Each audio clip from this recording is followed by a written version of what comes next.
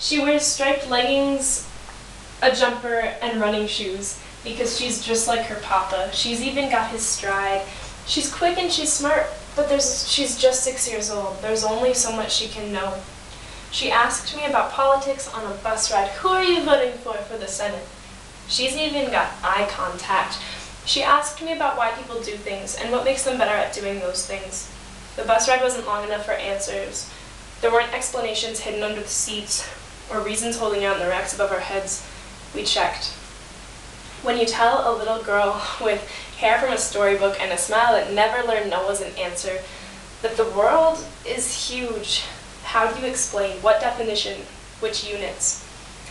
In euros, American dollars, or price tags? In diseases and natural disasters? In viruses, sheets, hotel pillowcases? In mental maladies, disorders and psychotics, therapies and electroshock? In events, Woodstock and Hiroshima? In types of people, blood type, skin type, sexual orientation, cognitive psychosexual development?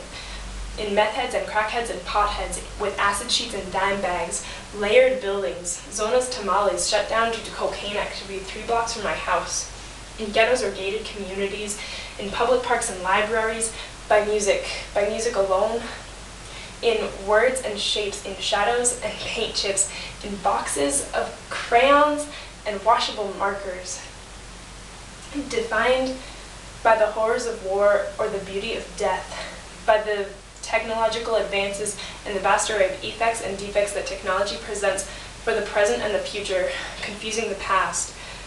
In magazine covers and billboard ads, in closed-off upstairs rooms, sunny gardens and koi ponds, pancakes, rice cakes, mud cakes. Little girl, this world may be big, and I doubt even your father understands it all, but that's okay. Everything's gonna be okay. But when does that excuse end? When do I stop saying, it'll be alright, things will get better, and start saying, things are pretty damn great right now? It's when you visit the vintage clothing store smelling like broken leather and repaired hearts because you know everyone in there has at least one thing in common. It's when you can only see his smile, only hear her laugh, only feel the thunder, and only taste the sun. I promise that someday you'll look up towards the sky, breathe a sigh, and think, I'm just thrilled I'm here today, and it'll be because the sky is blue, the leaves are sharp, and the air is fresh out of the clouds. I promise that you'll grow and become someone. It's unavoidable. Our commonalities are inevitable, but so are our differences. Believe in them both. Never doubt the power that comes in twos. Little girl, boys will want to shotgun the color of your eyes, murmur their secrets to your strands of honey hair. I want to dream of other people's lives so I can know them, understand them to the highest degree. I want to speak my mind not only to the walls and the screen, but to the trees, the sky, and someday to the people. I just gotta pick the right words. The dictionary has its limits. I need to find the words hidden in skin cells and tree bark and the clanging of church bells. The words of foxgloves and fallen graces and funeral goers, of overturned wrapped cardboard boxes, crimson ribbon, the words of stamping your whole world from toothbrush, pajamas, and morning coffee in an envelope, but then finding just a pebble in the mail slot. I want to harness the dialogue of the ocean's waves, her power as she snatches at the sands, record the lyrics of chickadees and blue whales, the whispers of wet pavement, and the touch of skin on skin, or jean knee upon jean knee.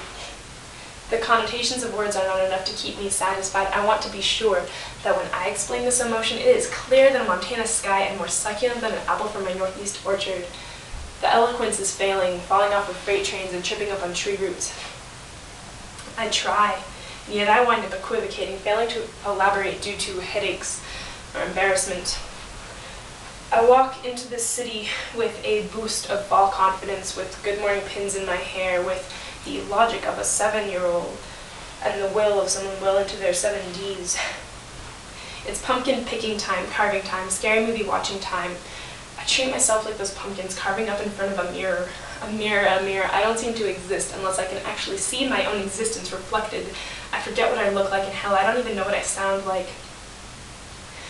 Finding my eyes in a mirror, I discover contradictions. Despite tired pupils, I am learning to be bold under this harsh light. to be logical and honest. I just need a little more time. And if you're tired of that answer, believe me, I am as well. But for now, it's all I've got. So believe me, forgive me, and accept me. I just want to be with the rest of the world. Let me be another ally. Little girl, I'm with you to the bitter end. And if you fall, don't worry. We're just two people over a number that's not even worth counting, balancing on that division symbol, running through the madness. Little girl, today you look simply smashing.